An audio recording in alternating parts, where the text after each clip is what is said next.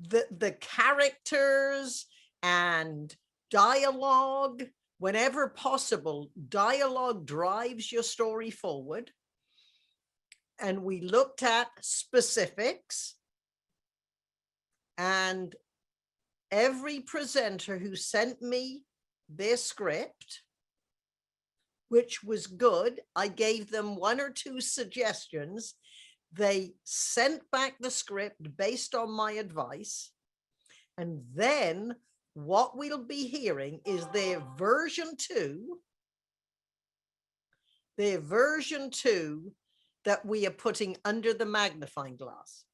So Valerie, are you there? You are going to set up and introduce our speakers. Yes, I am. I am ready. So our first speaker is going to be Melody Byrd. Her speech is Tell Somebody, Melody Byrd.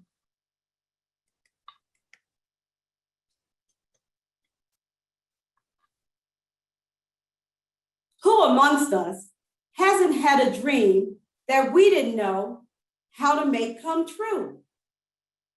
Well, Toastmasters and fellow dreamers, I had a dream. I always wanted to be an author. I had a variety of stories rolling in my head, and I just wished that the book publishing fairy would magically appear, pluck them from my brain, and publish them in a book. I knew that would never happen. So I put my dream on the shelf and let it collect dust. But the dream continued to haunt me. So I figured I'd do some research to see how to make this happen. However, every website that I visited had negative information. There was one that said, the publisher is just gonna annihilate your story. There was another that said, the editor is going to just rip it to shreds. And my favorite said, honey, don't even bother unless you is a glutton for punishment. Well, Toastmasters and Dreamers, I am not a glutton for punishment. So I decided that the dust wasn't so bad. After putting more thought to it though, the light bulb finally went off. I remembered that there was another way to make your dreams come true. All you do is simply tell somebody. That's what I did for 10 long years.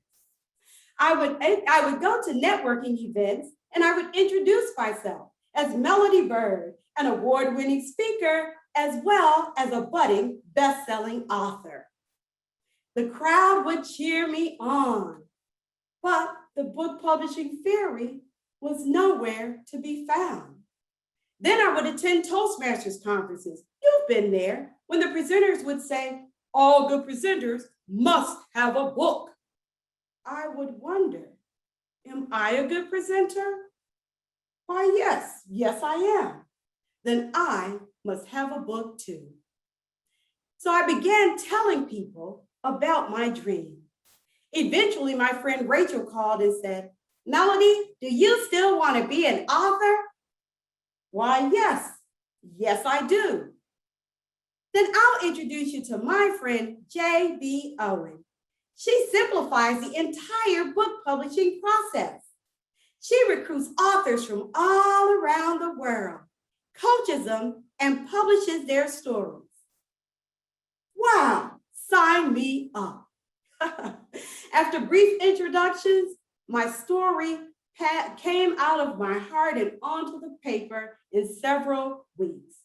Then there were 3 editing sessions, a book-worthy photo shoot, and voila, the magic happened.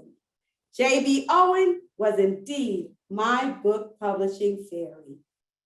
In August 2020, I was proud to announce that I became the contributing author to an Amazon International best-selling book entitled Ignite Happiness. It details the story of my life and all the drama going from a college dropout to a college graduate. Toastmasters and fellow dreamers, do you have a dream? that you don't know how to make come true? Well, if the answer is yes, then the solution is simple. Just tell somebody, and then that somebody will know somebody else who can help you make your dream come true. Ms. Fripp. That was absolutely fabulous, because you have a great personality, you have great energy, and you deliver it well.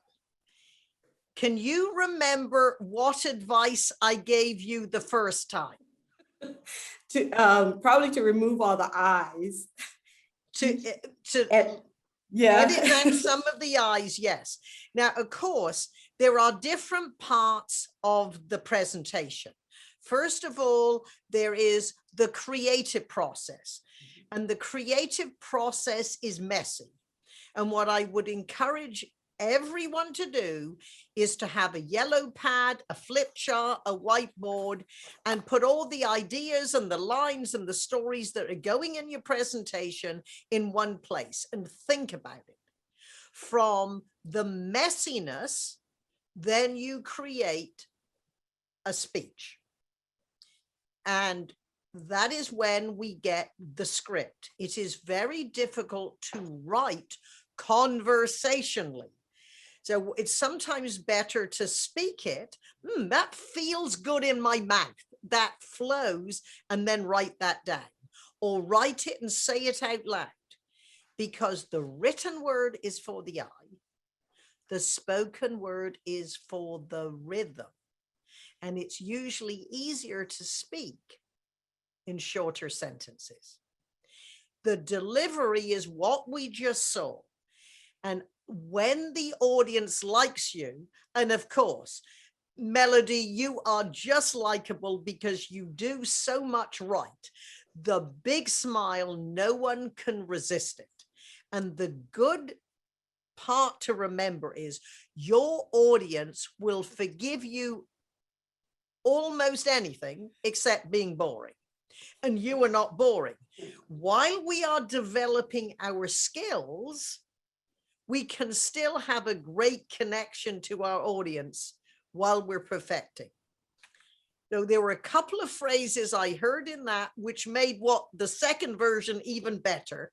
So what I will now do is go through my rewrite of your second version. And if you would like to, do you have your script in front of you? I Good. do. What you might want to do is mark any areas that you notice are changed. For example, you did use less I's and I took some more out. And in your first script, you had a no word, which was tons, which you took out. What I attempted to do is paint scenes that communicate what you're trying to say. In Hollywood, they would say, don't tell me, show me. And how that happened in one of my presentations, my friend Michael Haig, I was talking about, who's the story consultant. I was running my presentation by him and he said, Patricia, you said she was shy. Don't tell your audience she's shy. Tell them she always sat in the back of the room and for 8 months she never opened her mouth.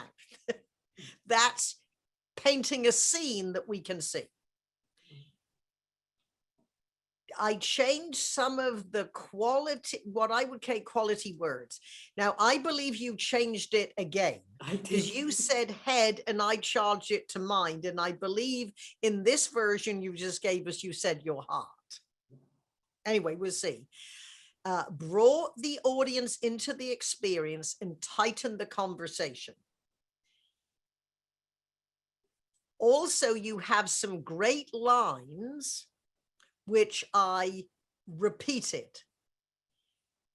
You might call it an echo or a chorus.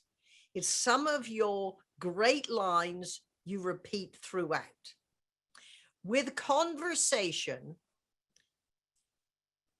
if there are two people having a conversation and it's obvious what the second person says, you can take them out and keep going through one side of the conversation. And this you will see, Melody, when you talk about, oh, yes, I do. We all know you would say, yes, I do. Yeah. So in this version, you'll say, I took it out. Okay. All right, here we go. And if you like any special area or change you notice I make, Melody, you Yes. can go, ooh, I like it. All right. Okay. While I'm speaking. Okay. Who amongst us has not had a dream that we did not know how to make come true? Toastmasters and fellow dreamers, I had a dream. As long as I can remember, I always wanted to be an author. Like it. I had amassed a variety of stories and secretly wished that the book publishing fairy would magically show up and pluck them from my mind and publish them in a book.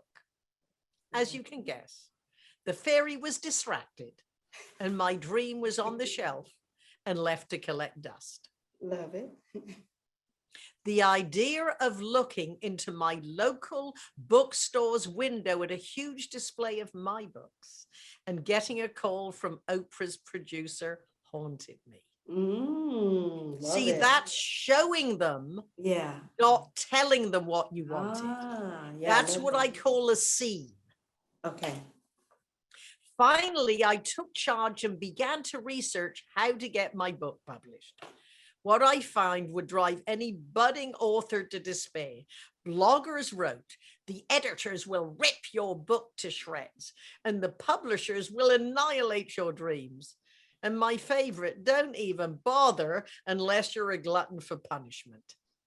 Suddenly, the abundance of dust didn't seem so bad. Right.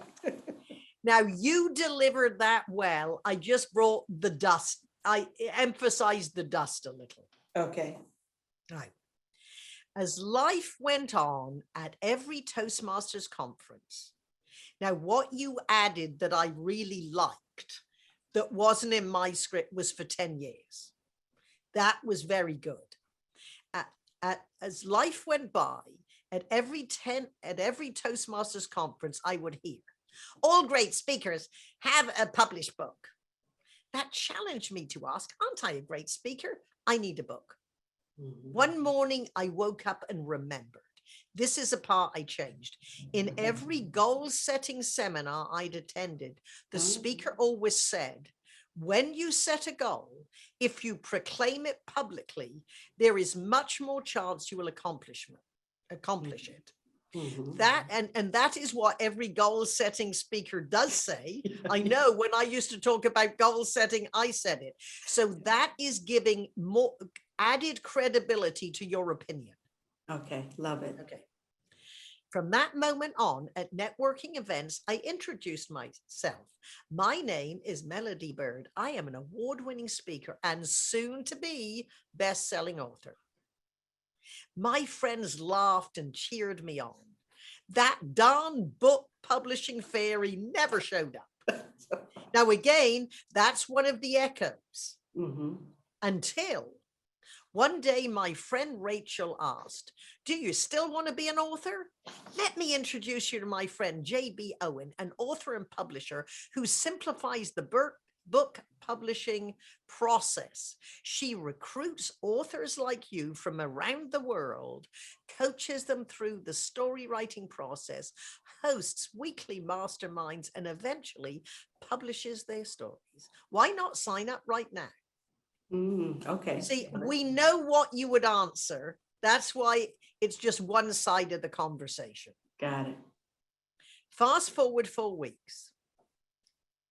My stories and ideas poured from my mind onto paper. 3 editing sessions later, I submitted a book-worthy picture and voila, the magic happened. J.B. Owen was indeed my book publishing fairy. On August, and I believe you could add in here, I'm proud to tell you. Yes. In August 2020, I became a published author to an Amazon international best-selling book entitled Ignite Happiness. The contribution told of my college days following the story of college dropout to college graduate and the drama in between. Now you could put the drama and humor in between, whatever. Yeah. Toastmasters and dreamers, the question is, how often have you let your dream collect dust? Learn from my lesson. Simply introduce yourself as having accomplished what you want. Someone will know. Now I changed. You had somebody will know somebody. I think it sounds better. Someone will know somebody who can help you make your dream come true. Believe me, it works. And remember, those darn fairies don't look the way you expect. I love it. Thank you. All right, now good. And you understand this would be almost impossible to do if you hadn't gone to the trouble of giving me the script. That is true. Because when I've been with District 103 before, what we do is bring people up and just say, start speaking till I touch your shoulder. Yeah. And it's usually 1 or 2 lines and we work on it and we'll have maybe 20 people rush on stage. With this, it takes more work for both of us and the brave volunteers. And I want to acknowledge for our audience how brave these volunteers are to submit a script that is not only going to be introduced to the audience, but also on YouTube for the rest of their lives. So just like Larry Mariantini, people said, well, is that really what happened? But that was absolutely magnificent. I thank you for your effort. And I hope our audience agrees. What began good, these principles, less eyes, one side of the add conversation wherever possible, and these great lines, the dust and the fairy, bring them back. Thank you. An echo or a chorus. Great job. Thanks. Thank you. Thank you. Yay. All right. So we ready for the next one? We are ready. All right. So our next speaker is DarLisa L. Meaders. It's been too long. It's been too long. DarLisa L. Meaders.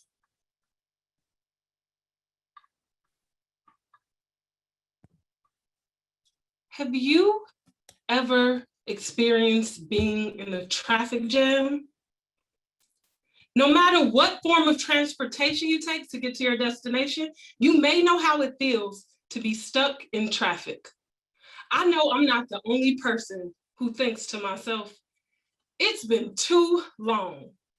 Tom Anderson's 2016 CNBC article about how much time is spent in traffic each year said that 86% of American workers commute by car every day. Drivers spend 25.7 minutes driving to work and lose an average of 42 hours a year stuck in traffic. Commuters waste a full week in traffic. Who would have thought that? A traffic jam is an unexpected circumstance or situation that has the potential to impact your travel or progress. Would it interest you to know that life is like a traffic jam?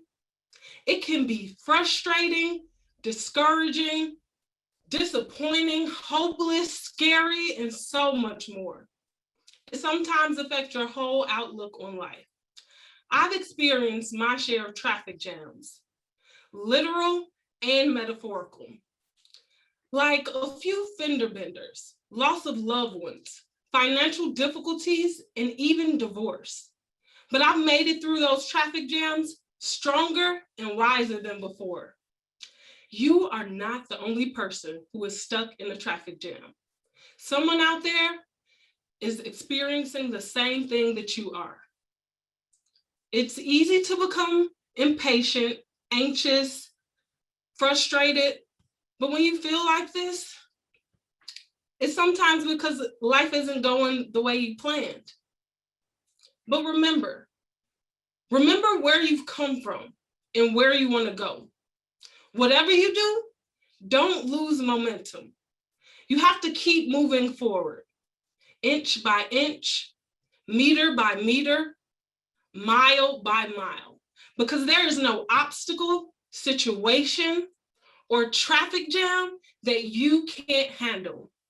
Use the resources around you and the support of your family, friends, positive peers, teachers, mentors, and counselors to help you make progress. Don't be afraid to ask for help in accomplishing your goals, no matter what those goals may be. Don't lose hope because it's been too long. Remember that traffic jams are temporary, and don't let a traffic jam change who you are or where you're going. Thank you.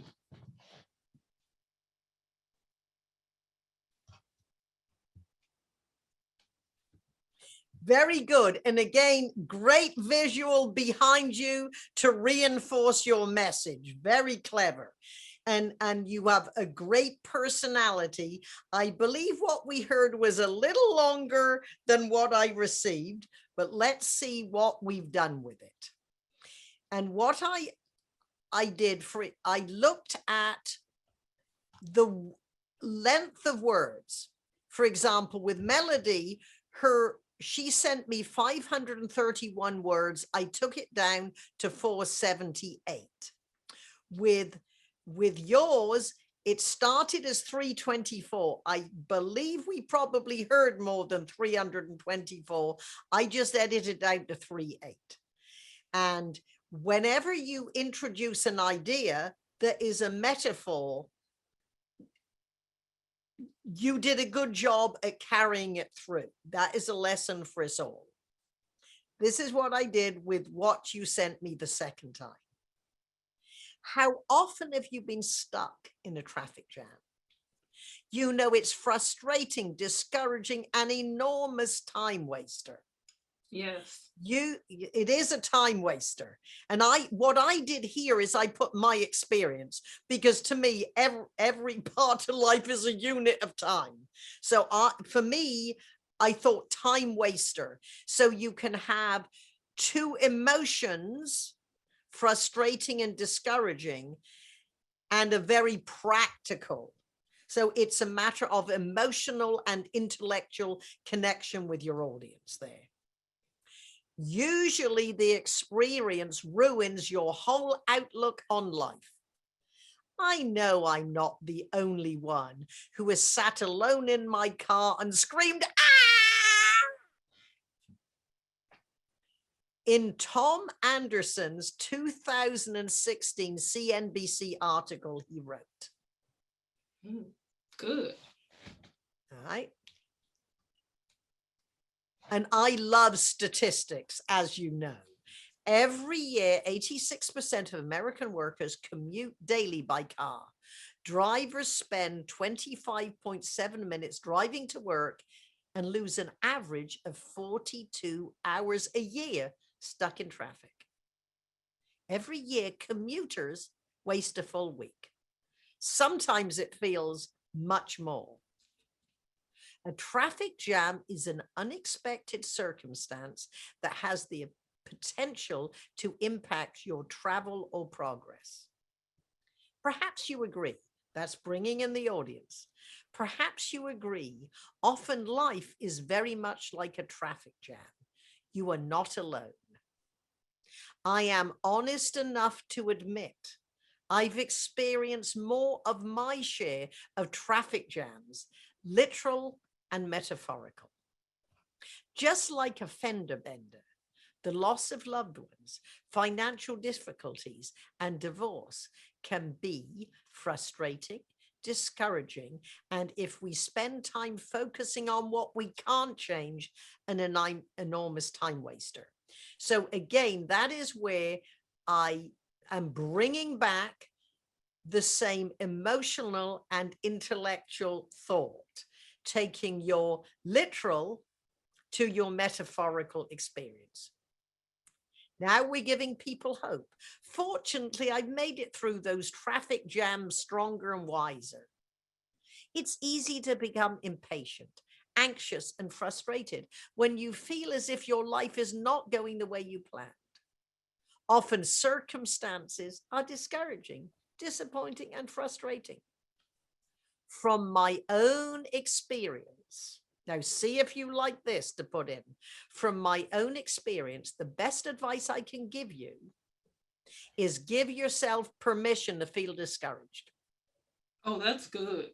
For 25.7 minutes. Mm. Because that's the daily amount that the commuter is spending in the car. So if we're going through tough times, I think we have to give ourselves permission. Be upset for 25.7 minutes. Okay. Then focus on where you want to drive next. Don't lose momentum. When you are in a literal or metaphorical traffic jam, turn on the radio and sing. Listen to an inspirational self-help CD. Yep. Call one of your biggest cheerleaders and tell them, remind me how great you think I am. Don't let any traffic jam change who you are or where you're headed for. That was awesome. Thank you for those that feedback. I can use it for my future speeches. This is like a basis for a lot of the speeches that I tailor for different organizations and events that I attend. Good. And because you have to give people hope. And we know you lived through tough challenges, but you really didn't tell us how. So that's why and you really, in 3 minutes, it's difficult too. But the idea is you can't introduce ideas that you can't develop. Now, in all fairness, we give you a short period of time to set this up. What I added, you would add your own advice. I believe, give people permission to feel the way they do for 25.7 minutes, which is why it was so good. That was one of my interesting statistics or little known facts that you gave us, which make my eyes water and my toes tingle. I like them so much. And then it's very simple to give practical life, like singing out loud. And in Toastmasters, part of the value is that we have a support system. And it's very practical to be able to say, hey, I'm feeling really down. Can you remind me what you said last year when I just won a speech contest? Remind me how good I am. So that is just practical advice. And for me, I know sometimes, I know I'm not the only one who swears at drivers. Now I resist giving them a bad gesture in case the road rage takes over. But I know you do feel like, get a move on. Why didn't I turn off when I saw the traffic back up? So in one word, the goal is to communicate more than the amount of time it takes to say it. Okay. Good. So you have a good speech. So hopefully these tweaks will inspire to make it even better. And of course, the rewrites of all our brave participants, I will send to them at the end of this session. Good. Wonderful. Great job. Thanks. Very good. And again, let's acknowledge how tough it is for our participants to be this open. So congratulations, both of you so far, and the other two I know we're going to hear from, for your bravery as well as your talent and delivery. Thank you so much. Have a good one. Okay. All right. So our next speaker is Dr. AlyceAnn Crump. Within 6 months, Dr. AlyceAnn Crump. There are 182 1,000.5 days in 6 months. There are 4,382.91 hours in 6 months. And there are 262,800 minutes in 6 months. To some people, 6 months seem like a long way off. And to other people, no time at all. But for me and my husband, it was the right amount of time. Last January, my husband Donald and I was told his organs was deteriorating, and they was deteriorating at a massive rate. Every emotion of my being was devastated.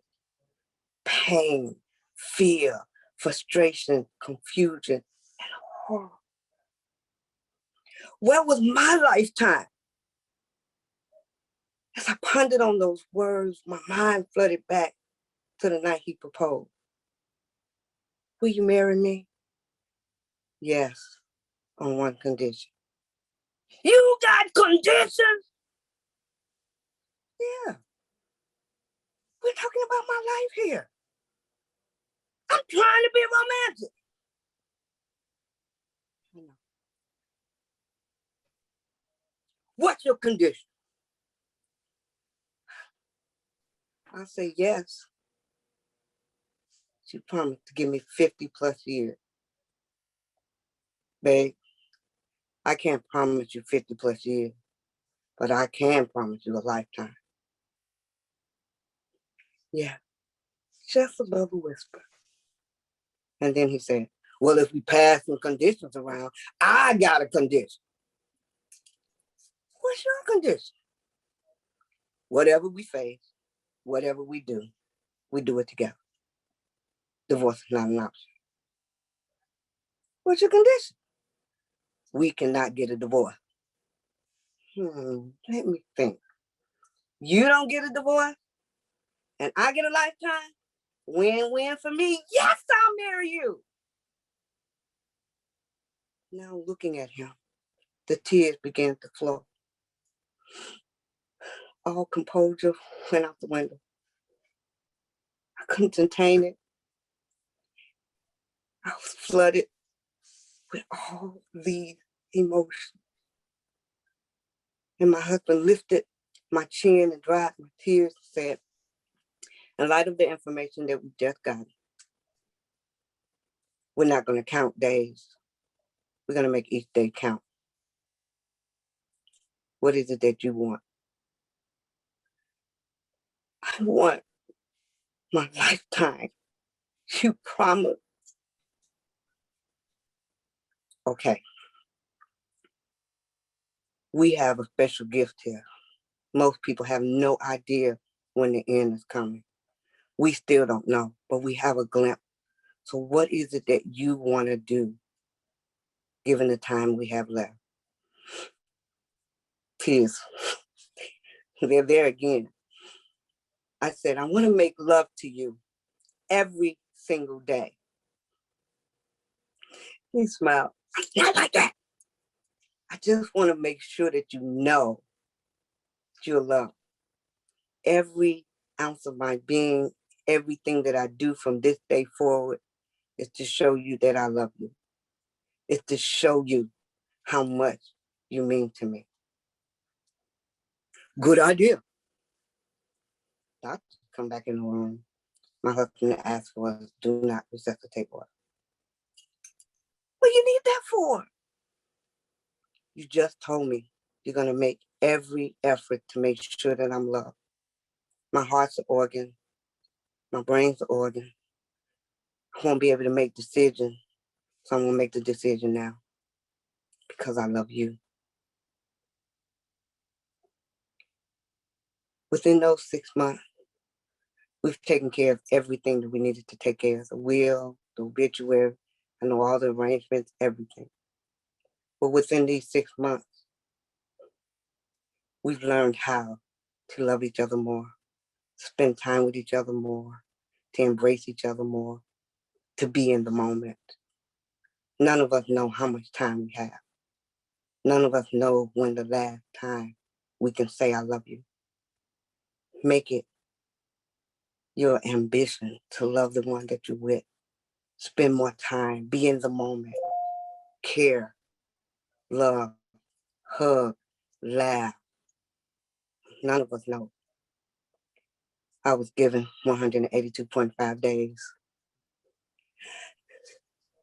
And I am excited about all of them. My husband is still here. The doctor's prediction was wrong, but I'm making it my life ambition to love him. Make it yours to love your loved one. Toastmasters. Wow. Well, of course, this is a very emotional story, and you bring up a very good question that most people ask. When you are telling an emotional story, how do you stop from crying? And the idea is, I think it is fine to show emotion in an emotional story. You just have to be comfortable with it enough that you can tell the story. Because reading your presentation and rewriting your presentation, I was getting emotional, I'll tell you, and it's not even my story. That's the power of a good story.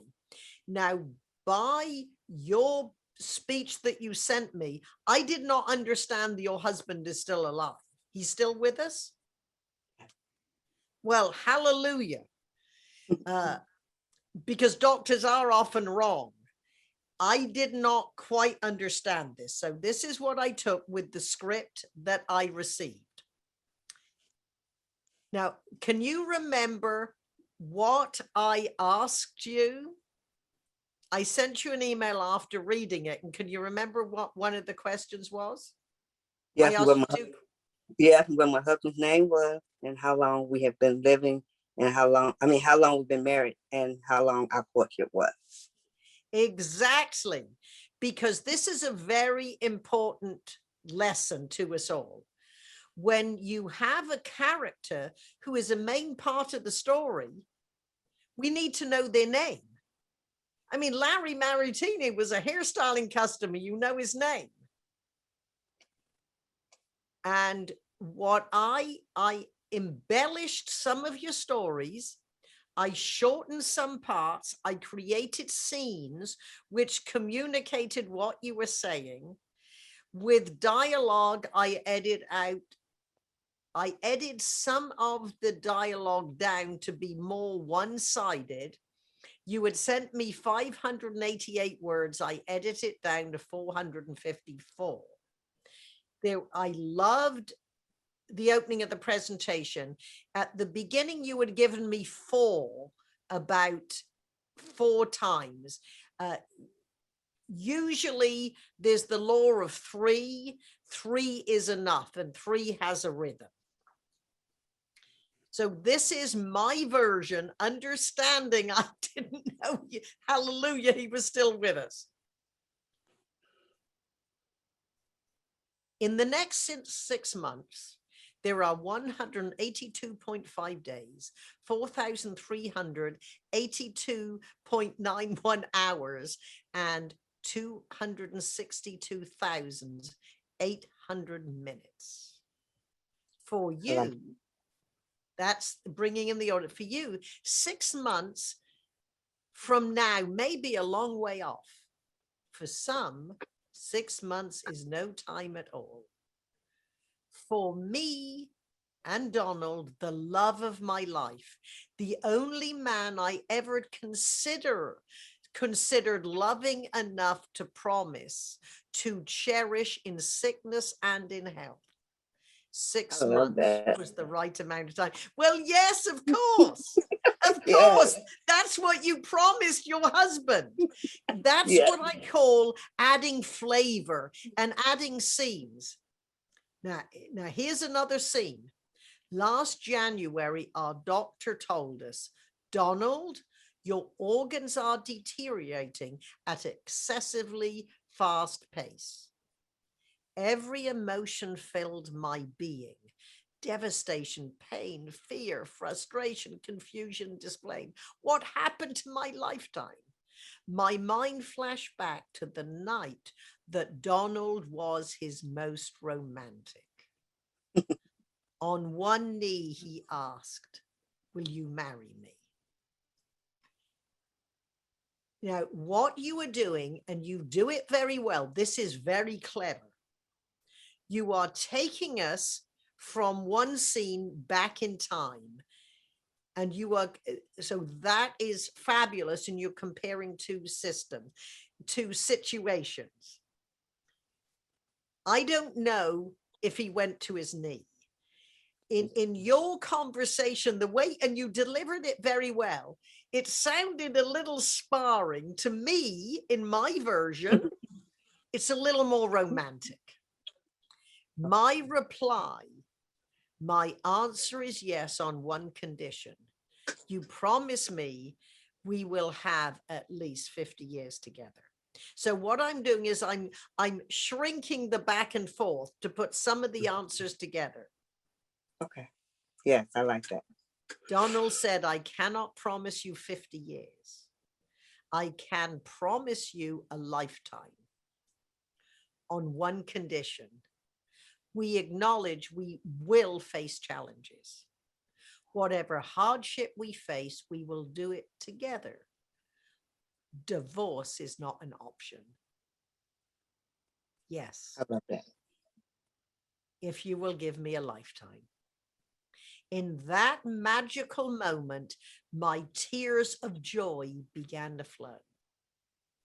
In the middle of the doctor's office, my tears of sadness began to flow.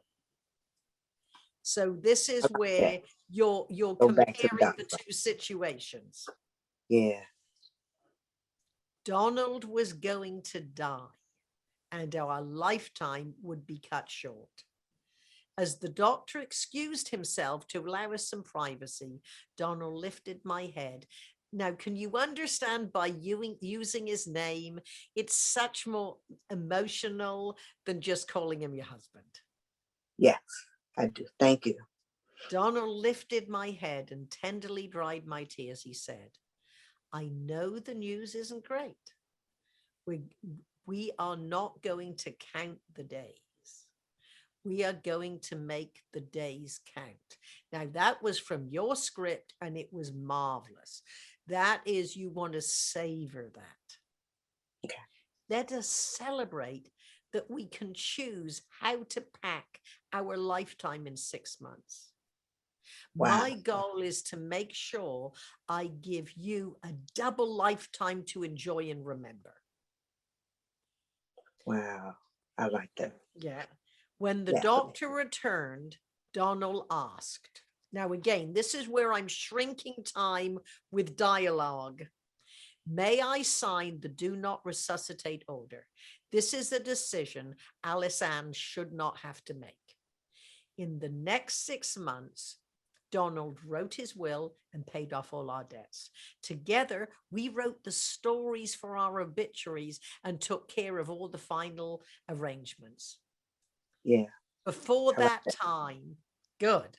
Before that time, we were considered, we lived, loved, and cherished our lives together. In those 6 months, together more than ever, we laughed, enjoyed each other's company, encouraged one another, and celebrated our 2 years of courtship and 37 years of marriage. Donald could not promise me 50 years. However, we squeezed a century in love, of love and caring into what we had. I challenge you to treasure your loved ones, treasure the time you have. And if Donald were here, he would tell you, listen to my wife. She knows what she's talking about. Oh my goodness, that is amazing. All right. You. So That is again, amazing. this one, of course, you're a woman after my own heart. I love the way you look, and I love my head coverings too. And I think it's great that you have your picture so we can see Donald. I did not know he was with us, so that's even better, because you can add, and every day we still have.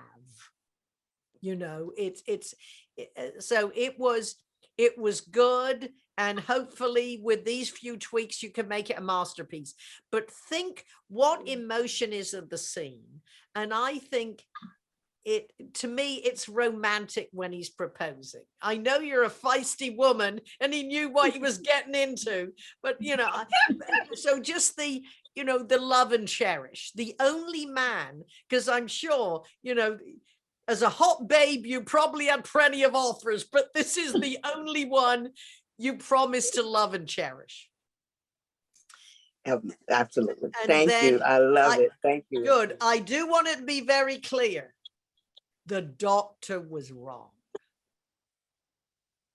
Absolutely. Our 6 months, and you could say, God has given us an extension. You could say, we got an angel, or we have our own personal Cupid who's given us an extension. Okay. Yeah, I love that. Good. Wonderful. And of course, because you're a feisty woman, I'm sure Donna will say, listen to my wife, she's right. Now, I make some assumptions because I don't know you, of course, but hopefully those suggestions will make a difference. So Thank you. Good. A wonderful job. Wonderful Thank job. you so much. Yeah. Thank you so much. Thank you. Yeah. And for our friends who are listening, it's a matter of, once you have your presentation, have it transcribed. Look through every sentence to see, can you change a word from head to mind? What are you saying? Can you add dialogue? And what you might notice is that, yes, we got 2 characters, a husband and wife in the doctor's office, but bring in another character, look at it, deliver the news in the words of the doctor. And he becomes a sympathetic character because he's leaving to give you time together. Not every doctor has the sensitivity to understand. Some decisions are too big to be made in a moment. And again, you make Donald the hero, where he wants to plan ahead and save his sweetheart from debt, from having to make tough decisions. And and as we listen to stories like this, we put ourselves in the situation. It reminds all of us, married or single, and I'm single. Perhaps that's because, Valerie, my favorite expression is, if I may suggest. But at least people pay me for my suggestions. Right. Okay. But there are lessons in all these presentations. Let's do a review. Whatever your dream or your goal is, you can put it on the shelf and let it gather dust, because who knows when you're going to meet the fairy and if you recognize them when you meet them. And the lesson is, you tell everybody what you want, and someone will come and say, hey, I know someone who can help you. 2, life is full of traffic jams, literal and metaphorical. And you can scream, you can pout, you can pound the steering wheel, and that is okay for a certain amount of time, then get practical.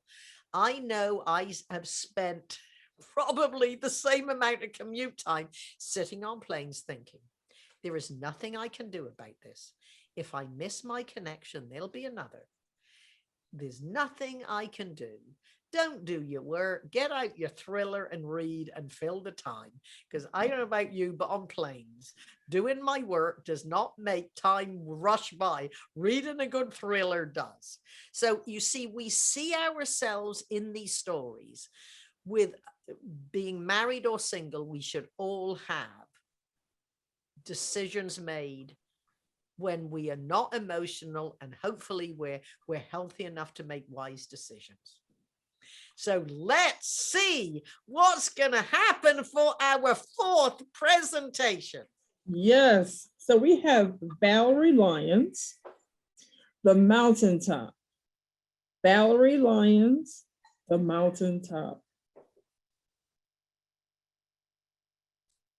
When I was 17, I was a member of the track team at Chicago Vocational High School, CVS, a member by way of Mr. Wayne Stingley. Not only was I a member of that team, I was also the team captain. The mile relay is now called the 4x400 relay. Now I could run other events, but this was my favorite. I would stand and watch all of the other events, but I loved this one. There were 4 runners. The first one would run the first leg. The second one, the second leg. The third one would run theirs, and then it was up to me, the anchor. I had to bring it home. Sometimes I would run really fast and I would lose momentum. And my coach would say, Valerie, you start off very well, but somehow in the middle you lose energy. You want to run as fast as you can, but those last 100 yards, you burn out a little bit. You still win, but you need to continue to the very end. So before that last race, I said, Coach, I think I'm ready. I think I can do it. When it was that time, Mickey, she ran the first leg. And then Tracy, she ran the second leg. Danisha ran the third leg, and then it was up to me, the anchor. I had to run my race. At the beginning, woo! I was faster than grease lightning. I ran that straightaway. Then I hit that curve, and I kept running to the next curve, the next straightaway. Then I had a cramp in my leg, but I had to keep running. I had to keep going. We needed those points. At the end, we won. I ran that 440 yards in 49 seconds. That was Olympic time. You are in the 4x400 relay. You have already had your summer training. You've already had your winter training.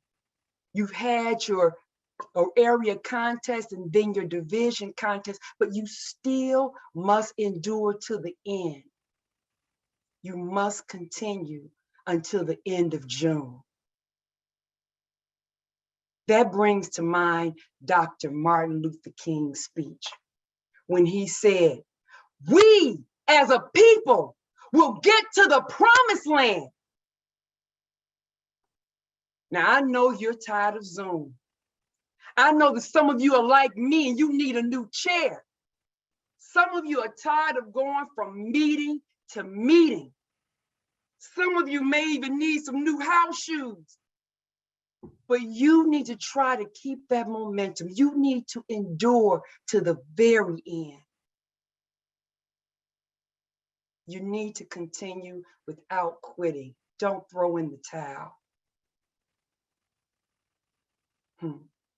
Stay resilient. Stay strong, because we, as the members of this district, will get to the promised land. Miss Patricia Fripp.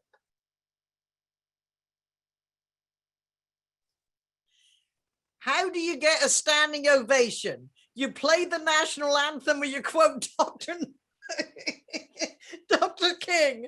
Well, okay, that was great. And again, your energy carries through. We've got full great delivery, and the delivery will cover up what could be tightened. So I loved your story. What you will find I've done is edit it down and take out what I don't believe is needed. So you make up your mind, and anytime you really like it, you say amen or love it or whatever. Okay, so let's see what we have for you. You sent me 603 words in your script. I've edited it down to 496. I've tightened, added more drama. I will stop after this first paragraph and see if you like what I did with this. Great. What an awesome responsibility for a 17-year-old to be the team captain of the Chicago Vocational High School track team. Of all the events, the one I enjoyed the most is what we now call the 4x400 relay. The mile relay was the very last race of the track meet. So I made it an awesome responsibility for you. Okay. Well, did you feel it was an awesome responsibility? Of course it was. Exactly. Well, let's show the audience that. So this is, all right, so this is the next paragraph. We had to control our energy through the 100-yard dash and the hurdles and stay focused until the very end of the day before we could compete. Stay focused. I like that. Yeah, because I know you're an athlete, you're raring to go, and you had to wait hours. So to me, I communicate that we had to control our energy. We have to do this with speaking. You know, you have to control your energy until it's the time for the paying customers. Okay, then. I had to do it today. Exactly. The mile relay had 4 runners. The first runner passed the baton to the second, to the third person, and finally it was passed to me. My role was the anchor, the last person to run. The pressure was on. No matter how far my team was ahead or behind, my responsibility was to bring it home. I had to run my very best race. You see, you said it was my race. Right. No, it was my very best race. Right. So you see, that was tightened. Mm-hmm. Now we're bringing in, because we can't be the hero of all our stories. Right. So obviously you're the champ that came through. I'm making Coach Sigley a bigger character. My coach, Mr. Wayne Stingley, Mm-hmm. Stingley would say, champ, you know this is the race. You need this one because we need the points. At the beginning of the race, you have surplus energy. You want to run as fast as you can. Pace yourself until the last 100 yards. You need to maintain that momentum. Like that I assured him, Coach, I'm ready. Mm-hmm. See, in your version, well, one, you had more back and forth. So I'm tightening the scene. But you said, I think I'm ready. Honey, champions are ready. You don't, like Tom Hanks said, there's no crying in baseball. There's no trying in relay. Coach, I'm ready. We heard the pistol. The relay began. Now, did they shoot a pistol before? They did. You were there. That's what I thought. Can you understand? That is putting the audience in the scene. Yes. We heard the pistol. The relay began. Mickey ran the first leg. Tracy ran the second. Denisha ran the third and passed the baton to me. To win. See, we shrink that time till it gets to you. We give the name credit, but we shrink that To win, I needed to run my best race. As soon as the baton was in my hand, you see, you had you had the baton in your hand, but to me, just reading it, I saw it in your hand. As soon as the baton was in my hand, I sprang into action. Afterwards, I was told I was running faster than greased lightning. It's better to have somebody else tell you than have you say it. Got it. Right? Got it. Around the straightaway, around the curve. The crowd was cheering just as my leg cramped. Because You were there. You could hear the crowd cheering. So you see, there have been a couple of places, the gun, the cheer, I'm putting another layer of the experience for the audience. Yes. You can now hear what was happening. As well as your dynamic delivery, we can hear other aspects. Mm-hmm. Now, here's where the coach comes back. In my mind, I heard Coach Stingley say, Valerie, you can do it. Keep going. This is your best race. It is up to you to earn the points in order to win. Even with the cramp that never let up, I ran those 440 yards in 49 seconds. Friends, that is Olympic time. My team won. That was a memorable day. This is a memorable day. You are in the 4x40 relay. You've already completed our summer makeup training, area speech contests, the winter makeup trainings, the division speech contests. However, we still must make it all the way until the end of June. You may be tired of Zoom, too many meetings, or like me need a new, more comfortable chair. Yes. The end is in sight. Keep running until the end of June. This is your best race. As Dr. Martin Luther King Jr. told us. Now, believe me, you deliver Dr. King better than I do. How I closed this was, I believe he is with us in spirit, saying, District 103 leaders, stay resilient, continue to the end. We can get our members to the promised land. That's why you're the pro. Well, so very often, heighten the scenes, take out what isn't necessary. Okay. And if you can give the words, you don't need to tell us, oh, I often did this or did this or did this. Just let the coach say what you need to do. And we are smart enough to know what a coach does is build your strengths and make sure you remove the wasted energy that you would put into that. And I'm just taking out some of the words. That's why you're a great coach. Hey, well, I'm sure our audience will agree. All four of you delivered your messages incredibly well. You're all likable. All your stories we can connect to. Whether you're a runner, you're in a relay, we all have to work with other team members. Right. And we often, whether we're the committee chair or we're the contest chair or you're the club leader, we all feel a responsibility is on our shoulders. We are responsible for everyone. That's true. So this is why the responsibility was on you, which is why set the flavor of the scene. Remember the opening of a scene. Yes. Arouse interest. It was an awesome responsibility for a 70-year-old. Oh, what?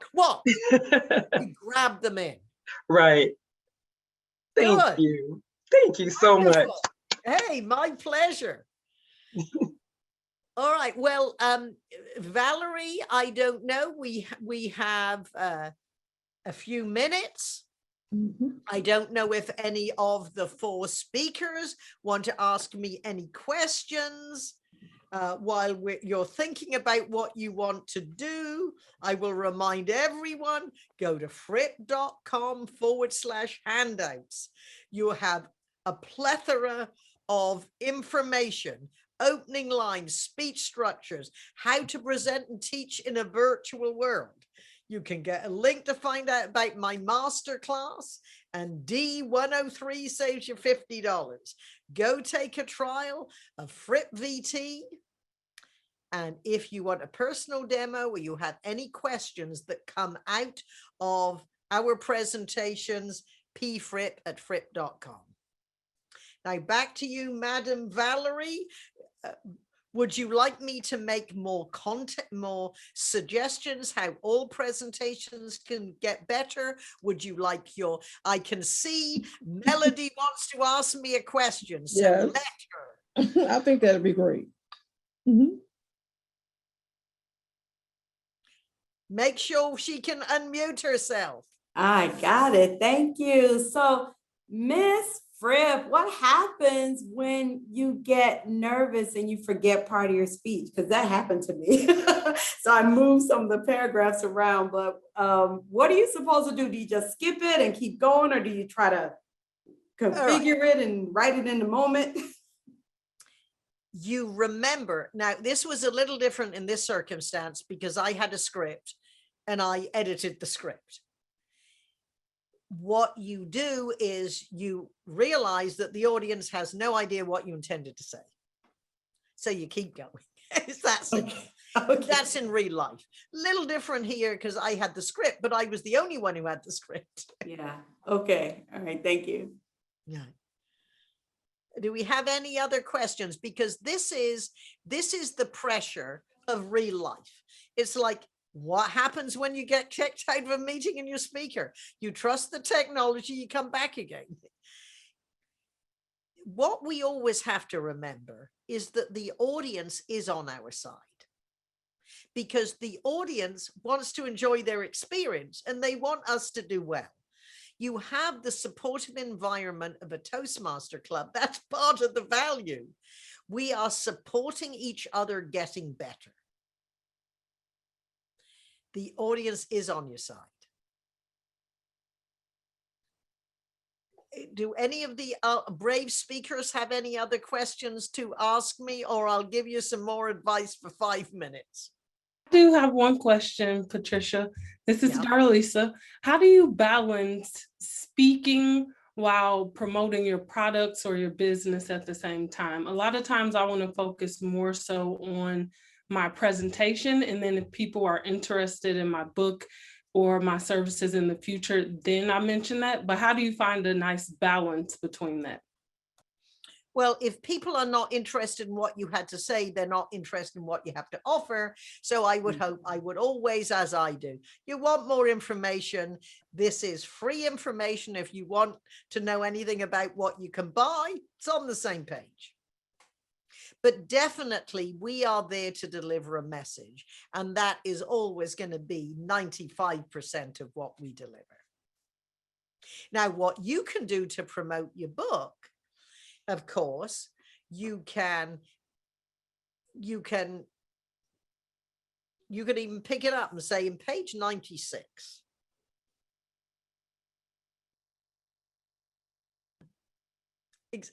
So, all right, open page 96 and what's on it? What is on page 96 of your book? Let's see. Now your voice disappeared. I have this really cool new mic, but it also mutes me. Sorry about that, guys. Yeah, So, well, it mutes us when we think, which is clever. And however, when you're thinking again and words come out, we want to hear. Good. So I don't have that page number, but on page 19, I have different words for the roads. And one of those phrases was, detours may be a part of your destiny. All right, good. And what you can always do is say 12, 19, 26. And whatever word you pick, whatever number they give you, have a post-it in that page and just know that whatever is on those pages ties into the next point. And for example, the video clips you saw, not 60 minutes, but the openings and stories comes from Fripp VT. So that is a sample of what you have, just as you have in your book. Thank you. That's a great strategy. I appreciate that. And what you can always do is ask for volunteers, or you ask for questions. And the first person that volunteers, so for example, when I'm delivering a workshop, a breakout session at a convention where I introduce myself, I'll often say, welcome to Good to Great Speaking Techniques. And this is usually before we officially begin, but we have a good audience. I'll ask for, I said, I'd like a volunteer. I say, before you all leap to your feet, let me tell you what I want the volunteer to do. I would like you to come right on the flip chart. Now, don't worry, you don't have to think. The audience will tell you what you write on the flip chart. And it doesn't matter if you can't spell, because it's a very non-creative person who can only think of one way to spell a word. Now, if you ask for a volunteer, I'm a great believer you need to tell them what you want them to do, because I will volunteer for some activities, but if you're going to make me sing on stage, I can't sing. I mouth in church. I can't sing. So in case you're looking for someone to sing, and I've seen people do this, it's not me. Speak to 6,000 people with no notice. I can do it, not sing. So tell people, and then after a willing volunteer has come up, you hold their hand and say, this session is on presentation skills. As a bonus, the first lesson of good management is delegate and always reward. And then you give them your book. And you say, don't worry, just because you didn't volunteer doesn't mean you can't have a book. We have a book signing after the session. Great. How's that? Worth Nice your feedback. price of admittance? Good. Well, do we have one more question from one of our brave participants, our brave coaches, before I conclude this portion of the presentation? Yes, I have a question. Now, I know that we are wonderful speakers, so one day we will be speaking in front of thousands of people. How much do we charge? That depends. Because what you charge depends on who you are, your experience. Have you got a best-selling book? Did they just make a movie about your life? You know, whatever it is. So I would say for most presenters, at the very beginning, when people first begin asking us, what do we charge? Think, what would a day of your salary be? Because many speakers at the beginning, they have to take a day off work to go give the speaking engagement. So at least you would want to replace that day of salary. If you were perhaps a therapist or a counselor or a coach, that you had to give up 5 coaching sessions to deliver this speech, what would that at least be? That is a good way, at least, to look at the beginning. The other way is to say, well,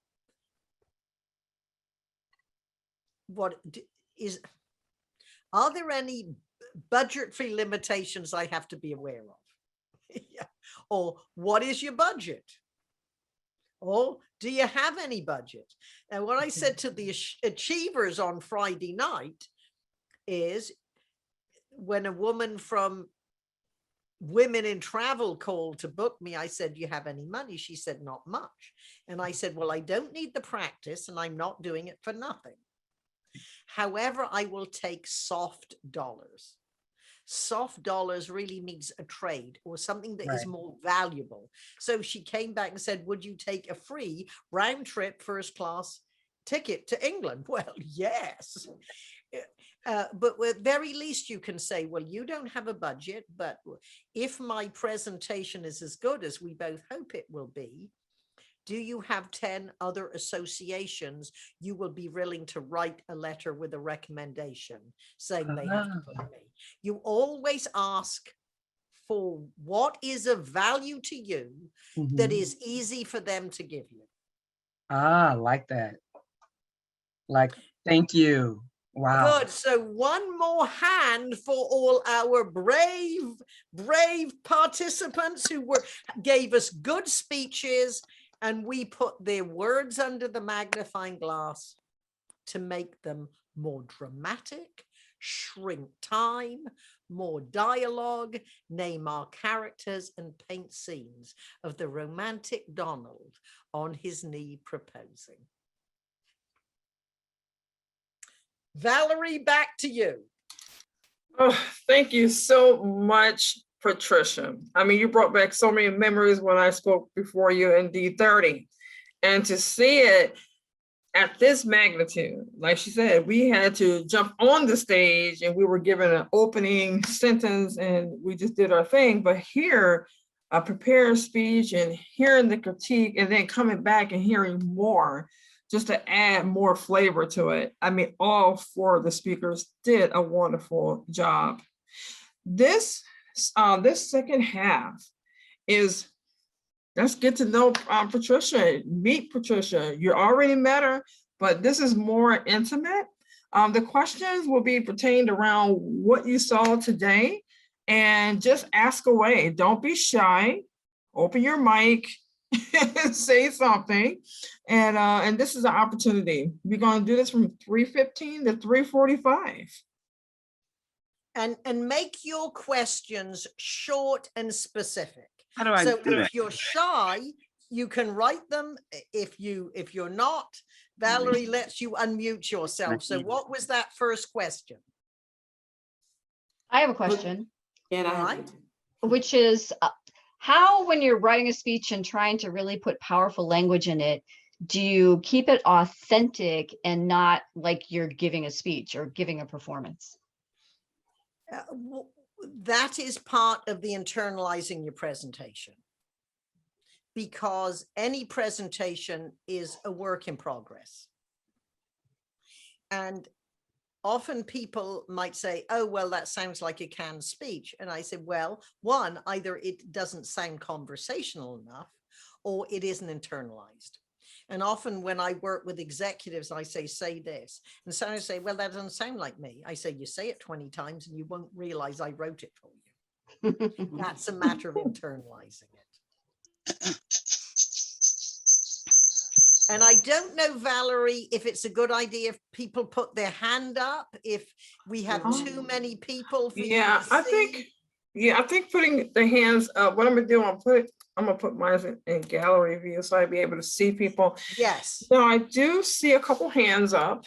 I know that Melody, you have your hand up. Yeah. Okay, Yes. you'll be next. All right. So, Ms. Fripp, what speaking engagements do you turn down? Like, I have a hard time saying no. Like, I think I can talk about any topic because of Google. I feel like I can Google and figure it out. So how do you know what to say no to? Well, you learn from experience, because my friend Darren LaCroix says stage time, stage time, stage time. You really learn after a few experiences of what to say no to. For example, do not speak in a convention center atrium. The sound is not right. It'll be a disaster. I know from personal experience. Do not speak in an airplane hangar. I know by personal experience. Do not speak outside at the ranch of the chairman of the board. It doesn't work. Trust me. Do not speak the other side of a swimming pool from people outdoors. It doesn't work. At the beginning of your speaking career, you want to talk to everybody. However, what you are doing is building a reputation.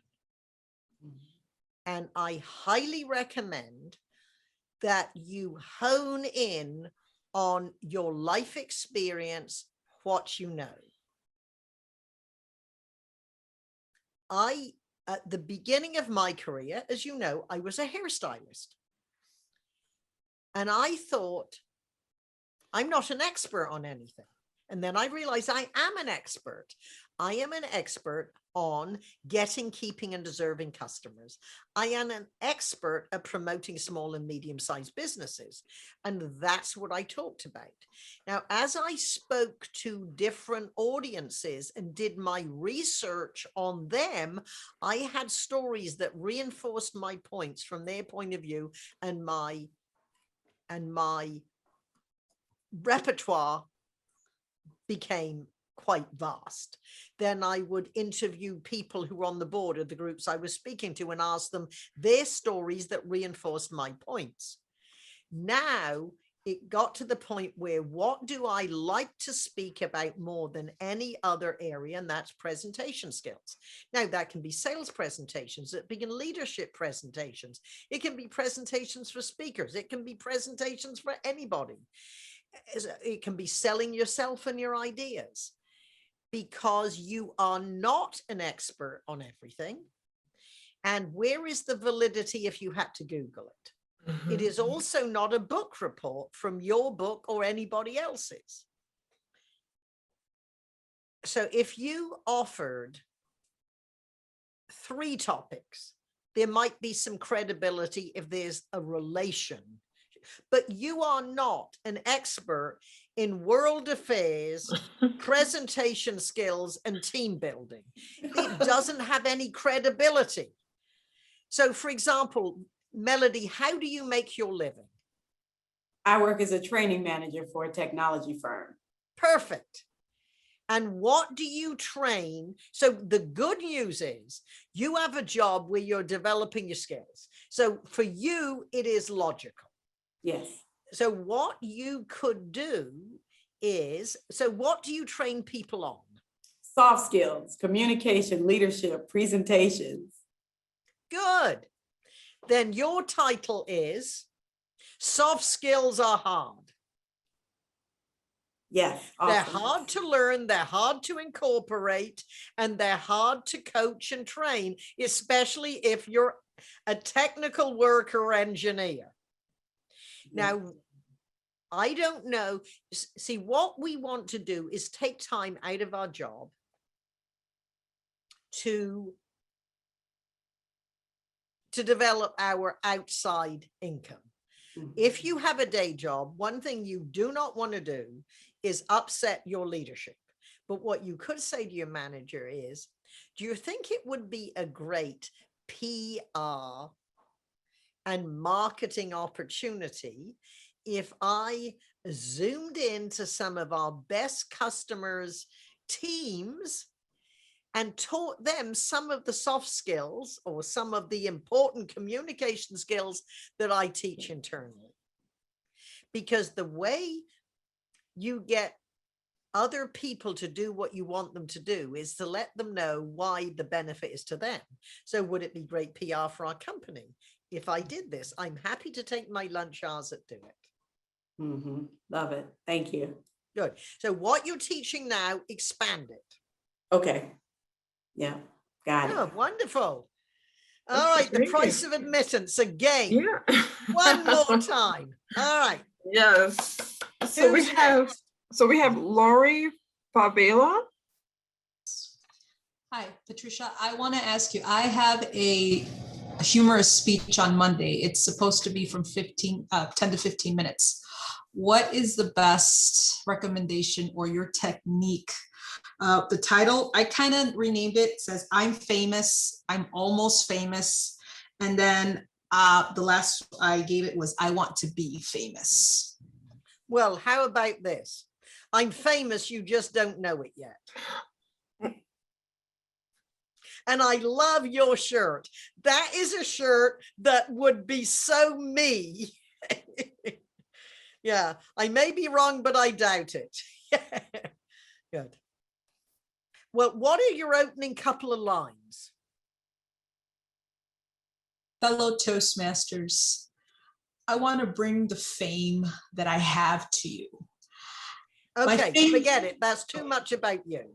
All right. Okay. I'm famous. You don't know it, and I bet you want to be. All right, what's the second line? So your first line, I don't recommend. What is your second line? My fame extends from the far north of Canada until the outreaches of the UK, with clubs like Ajax Speakers, MLP and London Bridges in the UK, and Ace of Clubs.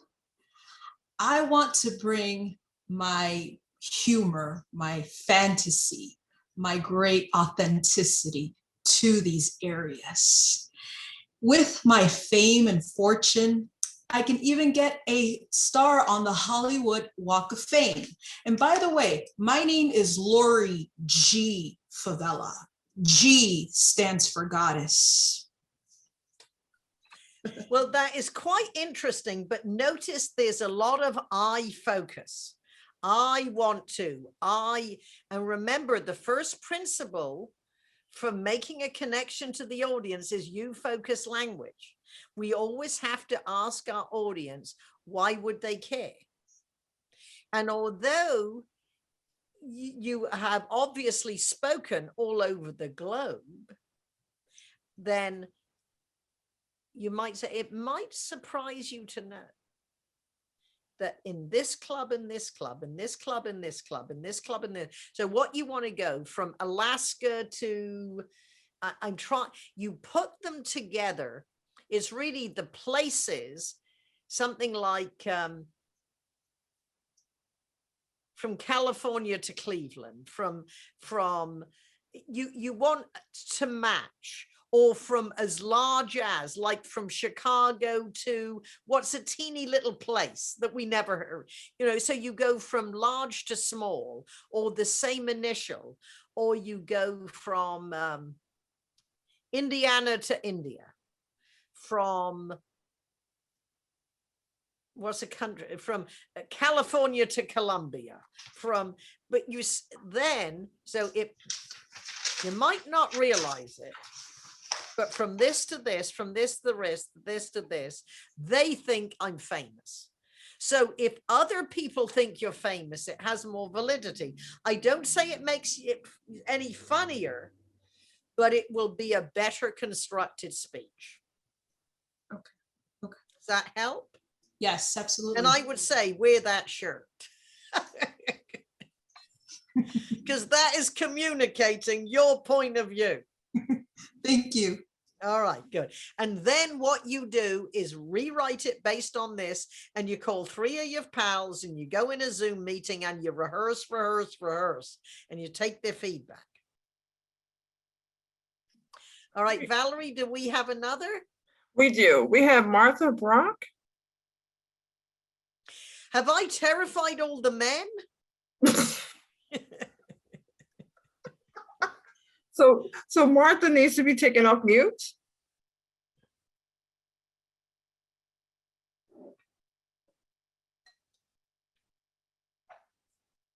Thank you so much. I am Martha Brock Lethbridge. Patricia, I've seen you perform so many times here in District 3, as well as in District 103. One of the things that you are impressing me with is how fast you're able to articulate all of the information that comes across from the 4 speakers, and you were able to give them, to me, a perfect evaluation. My question to you, what do you read? What does your library look like to get you prepared for this type of critique? Thank you. Good question, because I am frequently asked, how do I learn to think the way you think? And the quick answer is, what I have done with those 4 presentations and what I do in my valuation is really the result of 40 years of experience. Now, that's why I give you your handout page, your handouts, Now, where are we?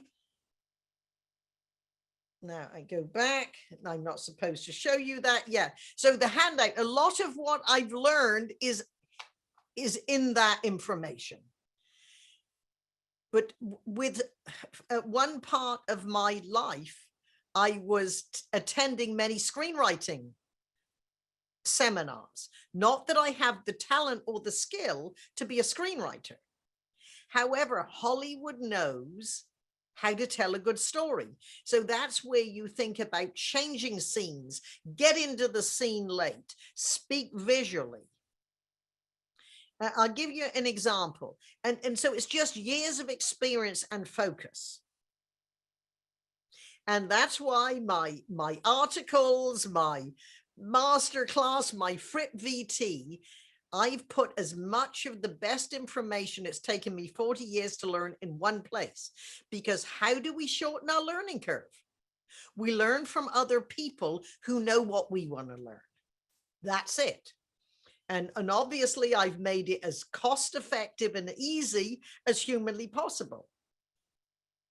We learn from experience. And when you have coached hundreds of executives, hundreds of leaders, hundreds of speakers, you get faster, because now I have my superpower, and that's it. And it's not that I was born with a superpower. My superpower comes from studying and practice and learning, and we learn from our positive experiences and we learn from mistakes we make. And so that is why now I can look at a short script, or I can listen to someone and know, say it this way. Because even when somebody has a great presentation, you say you don't have to change it. However, why don't you try this approach, like an awesome responsibility for a 17-year-old?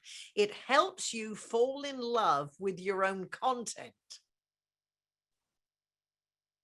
Great. So, so we do have one question. I have an assistant moderator. So Courtney is going to give that question. Okay. Hello, Patricia. Thank you so much for your time today. We actually have two questions that came into the chat. The first one is, in the future, I would like to speak at a Toastmasters club in Costa Rica. How do you navigate possible language barriers when presenting in other countries or languages? And this is from DarLisa. I have spoken in Taiwan and Europe and places where, especially in Taiwan, where English is definitely not the first language. And frankly, even when you speak in America, we have audiences, and I'm sure in our audiences, we have attendees that English is their second, third, or fourth language. Or the more reason to be very specific and paint pictures with our words. Well, if you speak and they do not speak English, you're going to work with an interpreter, which is what I did in China. And in advance, I sent recordings of what I would say, and I rehearsed with my interpreter for a target audience that worked for the person who brought me over. So it's plenty of rehearsal, and you have to learn to de-Americanize your language. So you would not talk about, well, Stephen Covey, or who is probably international, but what you might say, a well-known American business author said. Now, if it's, I don't know, I am sure many people have read Stephen Covey in China, but you can't assume everybody has. You have to de-Americanize. You don't talk about having coffee at Zim's because in Alaska they don't have Zim's. So it's and then what you do, you ask your questions of the person who booked you. So it's either you anyway, you don't you de-Americanize your language. Understanding you're going to work with an interpreter.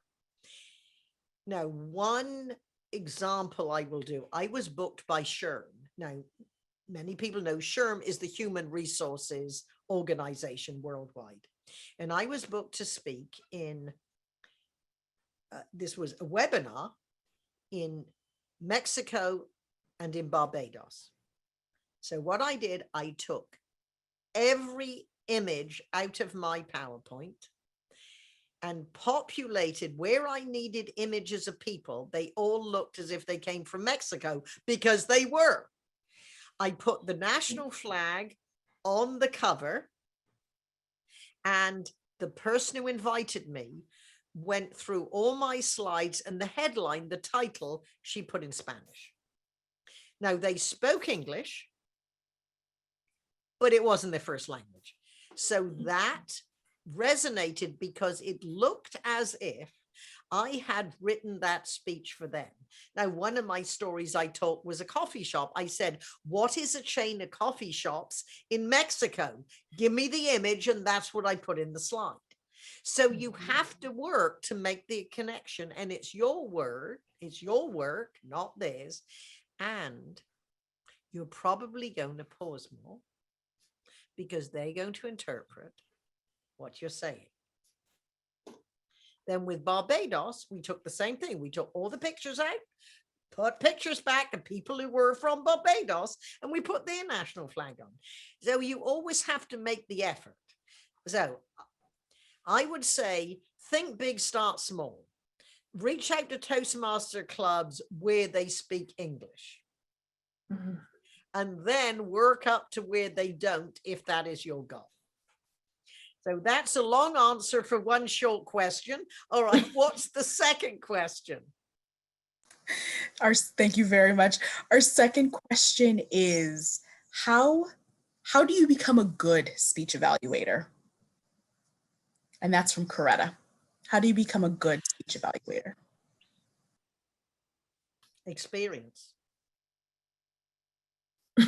And learning from other evaluators who are more seasoned than you.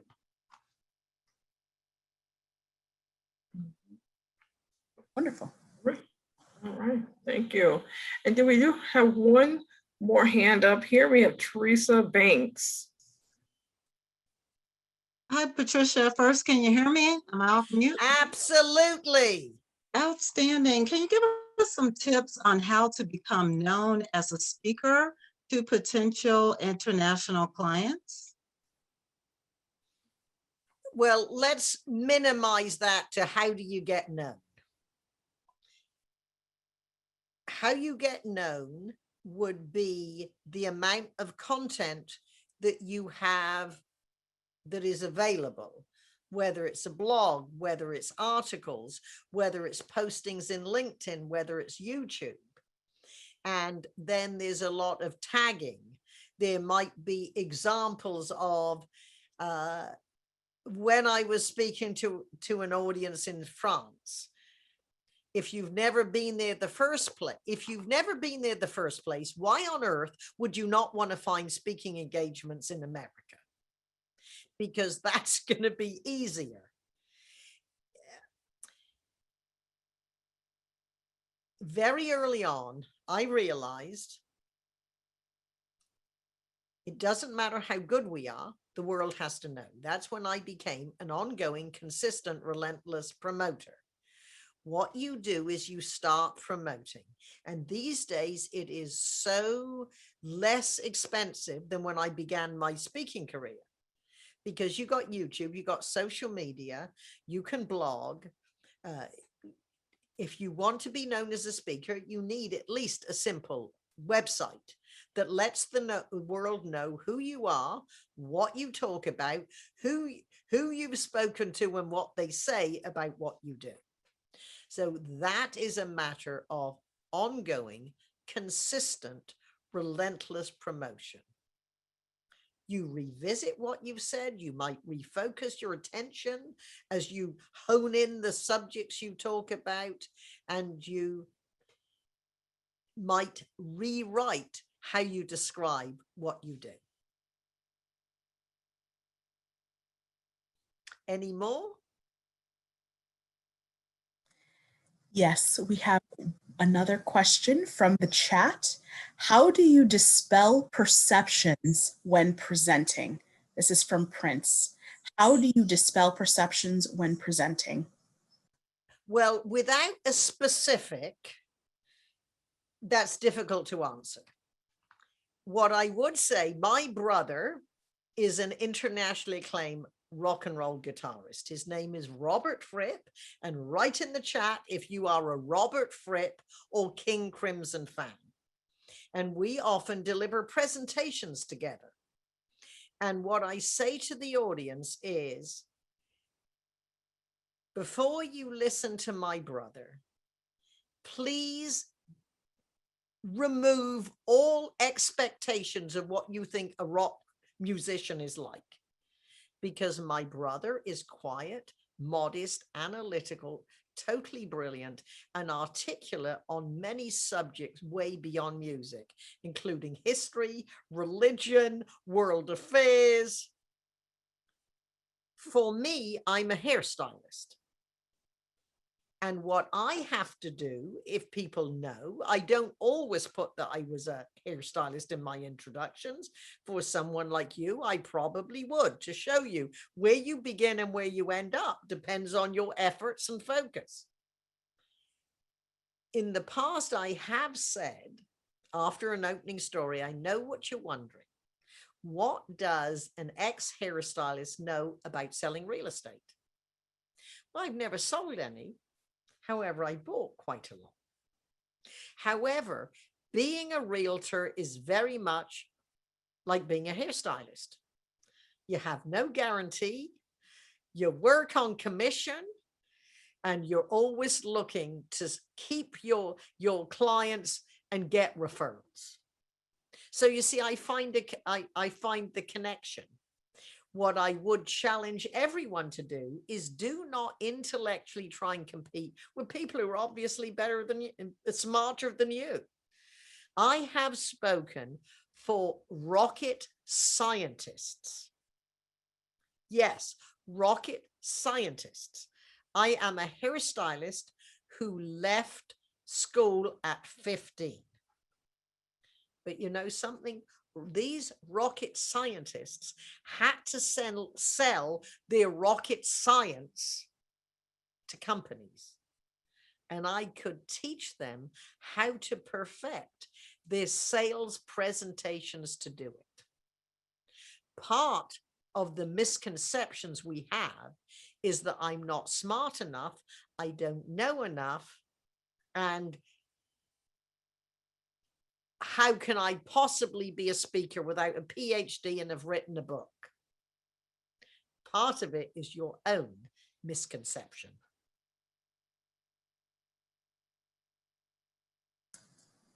Excellent.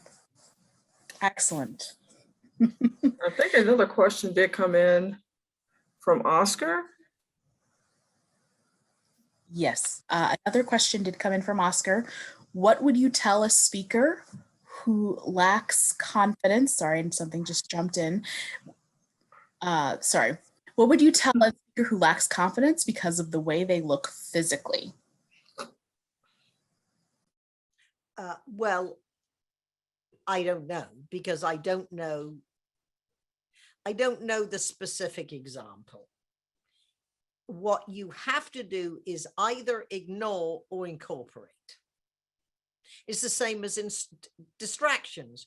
You incorporate them or ignore them.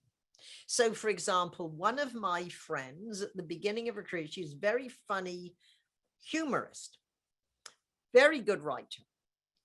And she walked onto the stage with a very noticeable limp and a walking stick, which she put on the side, and she leaned on the lectern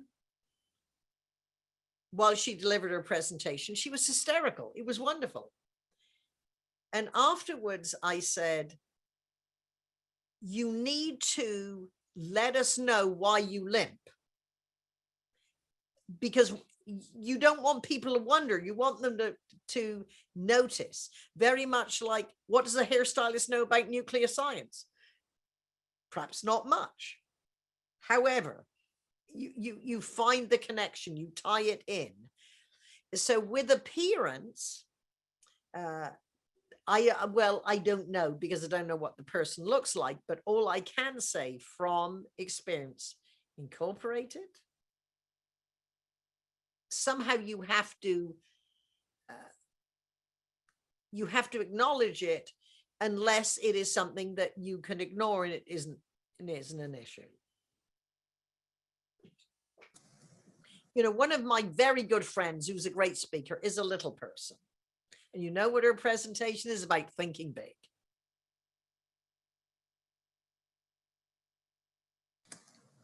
Oh, That is excellent. Thank you so much. I believe that is it for questions from the chat, Valerie. yeah. So because we are about to, wrap it up, and I would just want to say thank you to everyone who asked those great questions. They were great questions, and we're always growing as Toastmasters. And we want to say thank you, Patricia Fripp, for all the great wisdom that you shared with us. We had sent Patricia a token of appreciation, some beautiful flowers, and a beautiful award for her magnificent Under the Magnifying Glass. So that is the title of it, with her name and her being our keynote speaker here for our 2021 D103 Annual Toastmasters Virtual Conference. First virtual conference, full one for 2 days. And we just want to say thank you. And we wanted to give you something that, to me, that is your personality. I just said, please show me some flowers that's not just like regular red roses, but something that just represents spring, because your personality, it just blossoms when you're in front of a camera, and we're all learning from you, because you have, what it takes to be, a really outstanding presenter and speaker. And I talk about you all the time. And I'm so glad that you stayed with us through this whole pandemic, and knowing that we couldn't have the conference in person, but you was willing to write in your calendar, yes, I'll be there in 2021. And we've been talking since 2019, and it's just beautiful to see you again since 2014. It's been a long time, it's been 7 years, but I'm just glad to have had you. And you coach some of the best speakers here in D103. And I thought that was a funny comment in LinkedIn. You said you didn't have any men. It would have been nice to see one male, on the circuit, but we will do it next time. We got to have somebody to represent, but we have some great speakers today. And do you want to give any last comments and remarks? Remember, all learning needs repetition and reinforcement. Think big, start small, and learn from others who are where you want to be. However, only ever compare yourself to where you used to be. Don't compare yourself to others. I promise you, many of you are far ahead of where I was when I first joined Table Car Toastmasters. Wow, great. Well, thank you so much, Patricia. Everybody give Patricia a hand. You can give some emojis, you can put something in the chat, give her a lot of love, because she took a lot of her time and she really taught us a lot. Now we got to go back into our pathways and start writing those speeches and give some stellar speeches. It's going to be amazing. Oh my God. Thank you so much. Great, and I turn this over to our MC, AlyceAnn, and she's gonna let you know what is coming up next.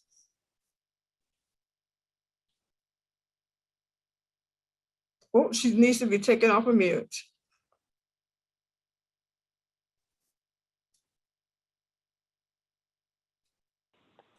Alyce, you should be able to unmute yourself. There shouldn't be any restrictions there.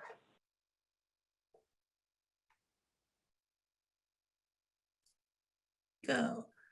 There we go. Thank you. And that was a mind-blowing session for me, and I'm sure for all of us. And thank you again, Patricia Fripp, for another incredible presentation. It was nice. And I must say to Melody, DarLisa, AlyceAnn, and Valerie, congratulations. Congratulations, and keep up the good work and keep that momentum going.